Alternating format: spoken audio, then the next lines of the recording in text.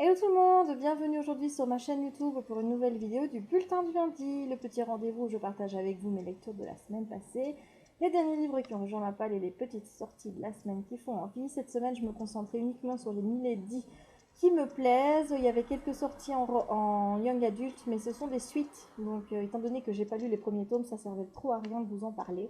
Donc voilà, je me suis concentrée sur quelques Milady que je vous présenterai en fin de vidéo. Alors la semaine passée, je vous quittais sur Anita Blake, donc le tome 1, Plaisir coupable de Laurel K. Hamilton, paru aux éditions Milady. Alors la semaine passée, j'avais un avis qui était assez mitigé si vous vous souvenez bien.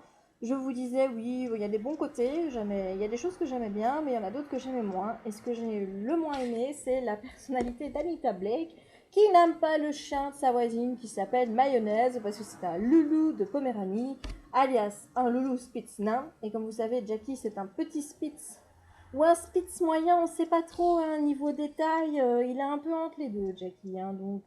on dit que c'est un petit moyen spitz ou un moyen grand petit spitz.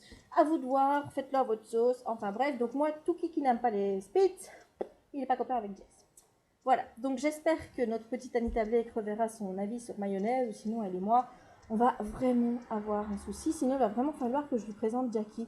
Et peut-être qu'elle reverra son avis sur les spitz. Voilà. Donc, je vais pas vous rappeler l'histoire, hein. Je vous rappelle juste que notre Anita, elle est réanimatrice. Oui. Enfin, elle relève les zombies, quoi, en gros. Et elle est tueuse de vampires. Voilà, donc elle a un petit peu les deux casquettes. Je dois dire que j'ai beaucoup plus aimé la seconde partie de lecture. Je suis enfin rentrée dedans, voilà, l'univers. Je me suis enfin fait au style, parce que je pense que le gros bémol de ce bouquin, pour moi, c'est le style. J'aime pas trop la façon dont Laurel K. Hamilton raconte son histoire. Je trouve qu'il y a des héroïnes de Beat It qui se racontent beaucoup mieux d'Anita Blake. C'est manque de fluidité au niveau de la narration. Du coup, parfois je peine. Surtout que la traduction n'aide pas. Quand vous avez le traducteur qui s'en mêle un peu les pinceaux et qui met un nom à la place d'un autre, ça commence tout de suite à être beaucoup plus compliqué quand vous vous retrouvez avec Nicoléas se pencha sous le cou de Nicoléas et LOL a mordi. D'accord. Comment peut-elle faire ça? Je ne sais pas. Enfin bref, voilà. Donc ce genre de phrase où il y a des erreurs, moi ça me coupe complètement. Enfin, je lâche quoi. J'ai mon intérêt qui concentration qui fout le camp ailleurs parce que bon, je bute. Forcément, il y a un truc qui est pas logique, donc tout de suite je bute. Et voilà. J'espère vraiment que l'éditeur pourrait faire attention un petit peu à ce point. Parce qu'au niveau de la relecture, voilà, parfois je constate qu'il y a des mots qui manquent, et quand il y a des mots qui manquent dans une phrase, moi je les vois tout de suite parce que voilà, j'arrive pas à lire la phrase avec fluidité et compagnie, donc du coup, voilà. Donc l'histoire est assez intéressante. J'attends un petit peu les autres tomes pour un petit peu plus approfondir l'univers, surtout que ici Jean-Claude, on n'en voit pas grand-chose, hein. Je dirais même qu'il est un peu absent au bataillon, à part quelques détails dont je ne vous parlerai pas ici. Mais donc voilà, tout ça a attisé ma curiosité et je lirai la suite. Mais en conclusion, ce qu'on peut dire, c'est que je m'attendais à beaucoup mieux, que je suis un petit peu déçue. Mais voilà, j'aime bien, mais sans plus, en gros.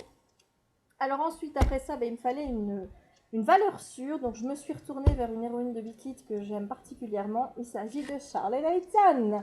Alors là, c'est le tome 2, deuxième tome sur la gauche, de Darinda Jones, publié chez Milady. Il sortira vendredi en librairie, donc foncez si vous n'avez même pas encore lu le tome 1. Mais sérieux, mais qu'est-ce que vous attendez? Alors, je ne vais pas vous parler de l'histoire avec Reyes, parce que j'ai pas envie de vous spoiler pour ceux qui n'ont pas encore lu le tome 1. Je me concentrerai plutôt sur l'énigme policière. Donc dans le tome 1, je vous disais qu'on avait donc l'énigme policière avec le meurtre des 3 avocats que Charlie Davidson essaye de résoudre. Je vous ai dit que c'était une détective privée, qu'elle aidait la police en tant que consultante et que pour elle, c'était beaucoup plus facile puisqu'elle est un peu une Melinda Gordon dans le sens où elle a la possibilité de parler avec les morts et de pouvoir ainsi communiquer avec eux et donc parfois les aider à résoudre un petit peu leurs problèmes qui les maintient sur Terre. Et donc, dans le tome 1, elle essaye de résoudre ce meurtre des 3 avocats, mais finalement, c'est quand même l'histoire avec Reyes qui prend complètement le dessus. Et pour tout vous dire, l'histoire avec les avocats, on s'en fiche un peu. Et ici, dans ce tome-ci, il y a une nouvelle intrigue qui se met en place avec l'amie de Cookie. Donc, Cookie, c'est la meilleure amie de Charlet, qui est sa voisine et aussi sa secrétaire, entre guillemets. Et donc, Cookie va réveiller Charlet en pleine nuit en lui disant « Il y a mon amie Mimi qui a disparu. Il faut absolument que tu m'aides à la retrouver. » Et je dois dire que j'ai beaucoup plus apprécié cette intrigue-là. Et j'ai trouvé qu'il y avait un peu plus d'équilibre entre le côté énigme policière à résoudre et le côté histoire avec Reyes. Donc voilà, j'ai bien aimé les deux. L'univers s'approfondit un peu plus, on en apprend un peu plus sur les personnages. La fin m'a laissé complètement sur le cul. Voilà, il n'y a pas d'autre mot. Il n'y a pas de gros cliffhanger. Je veux dire, je suis pas non plus là en train d'arracher les rideaux en me disant il me faut le tome 3. Non, non, c'est juste que ça se finit sur une façon où on a envie de savoir la suite parce qu'on se dit ça ne peut pas rester comme ça. Voilà, il faut que ça évolue cette histoire-là. Donc il n'y a pas de grosse fin où vous prenez une grosse claque. Il y a juste une situation entre les personnages qui fait que vous voulez voir cette satanée situation évoluer. Donc j'ai hâte, mais il faudra attendre le 7 décembre. Pour la suite, ça va être archi long. Parce que cette saga, je suis une convaincue de chez convaincue. J'adore Charlotte. Voilà. Donc elle, en plus, elle a rien contre les petits chiens. Voilà, donc c'est d'autant mieux. Donc en plus, j'aime beaucoup sa façon de penser. Genre, vous voyez, elle aime pas trop faire de l'exercice. Et elle est en train de courir et elle se dit, oh mon Dieu, je fais trop d'exercice là, il va falloir que je compense après en mangeant un gâteau. J'adore cette philosophie de vie, sincèrement, mais ça me plaît. Voilà, elle est toujours pleine d'humour, parfois un peu lourde, c'est vrai que ça revient tout le temps. Il y a eu un gros moment qui m'a mis un petit pincement au cœur parce que voilà, il y a une petite intrigue qui se met encore en place autour des membres de sa famille. Et voilà, j'ai aimé tout ce qui est ressorti de ce livre. Mon seul regret, on va dire, c'est qu'il n'y a eu pas assez de Reyes à mon goût encore. Voilà, donc Gal, je suis désolée, mais si tu attends du Reyes, tu n'es pas encore dans ce tome-ci que tu vas être comblé. Mais bon, c'est du tout bon. Et bon, moi, je vais bientôt faire ma chronique écrite, donc elle sera beaucoup plus complète. Et là, je vais spoiler sur le tome 1. Donc ceux qui ne l'ont pas lu, je vous garantis, n'allez pas lire cette chronique du tome 2 tant que vous n'aurez pas lu le tome 1. Par contre, ce sera spoiler free sur le tome 2, évidemment. Voilà, donc deuxième lecture de la semaine, Charlotte Davidson.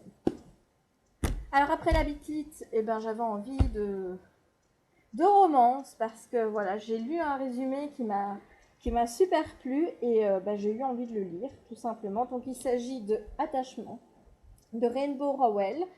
Ça sort chez Milady Romance dans la collection Central Park toujours ce vendredi. Alors l'histoire, bon je suis pas non plus encore avancée, je suis à la page 90.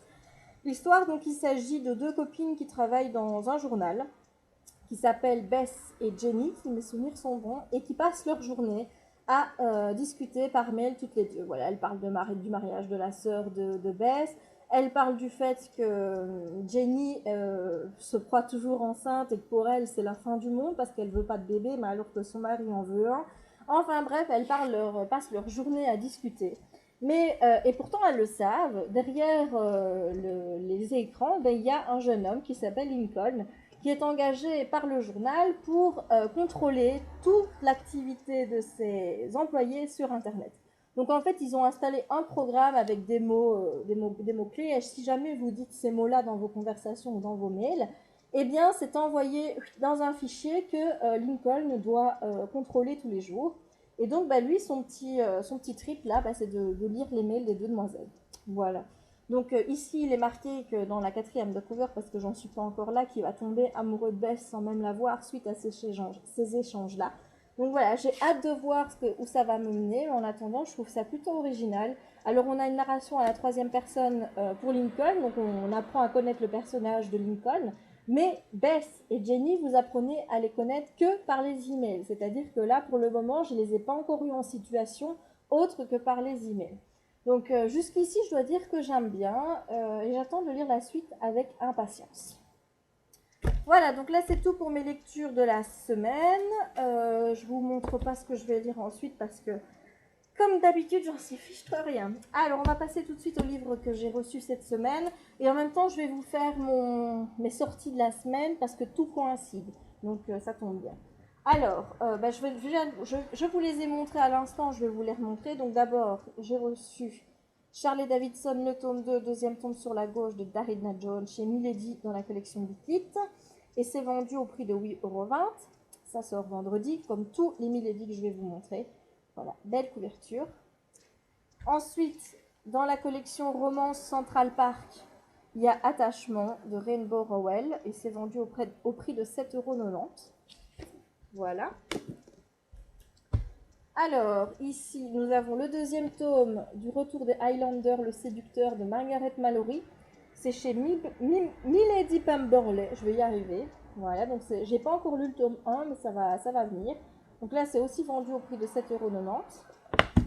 Ensuite, chez Milady Pemberley, toujours, les aventures de Miss Alathea Darcy de Elizabeth Ashton. Voilà, donc c'est le tome 2 dans les nouveaux bouquins de Monsieur Darcy ou les filles de Monsieur Darcy.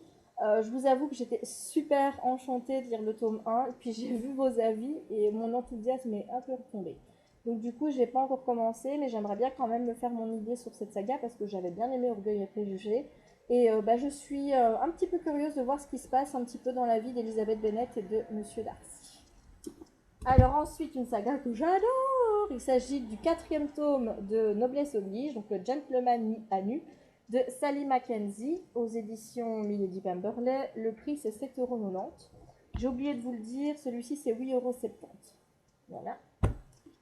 Alors, le dernier Central Park, c'est RCVP de Hélène Warner, qui est apparemment un coup de cœur pour l'éditrice Milady Romance au niveau du mois d'août. Donc celui-là aussi, j'ai hâte de le lire. Ce sera peut-être une de mes prochaines lectures. Donc il est vendu au prix de 7,90 €. Alors, l'histoire, ça parle de 4 femmes, un mariage, une journée qui va changer leur vie. Donc Anna, Claire et Ella se retrouvent au mariage de Rachel et Toby. Il est l'ex d'Anna qui voyait en lui l'homme de sa vie, tandis que Rachel est confrontée à ses doutes. Anna a le cœur brisé et hésite à se rendre à la cérémonie. Claire, sa meilleure amie, la convainc d'affronter cette épreuve pour enfin tourner la page. Quant à Ella, elle compte bien saisir cette occasion de séduire le seul homme qui lui ait jamais résisté. Leurs destins, chamboulés, vont se croiser, se défaire et se refaire.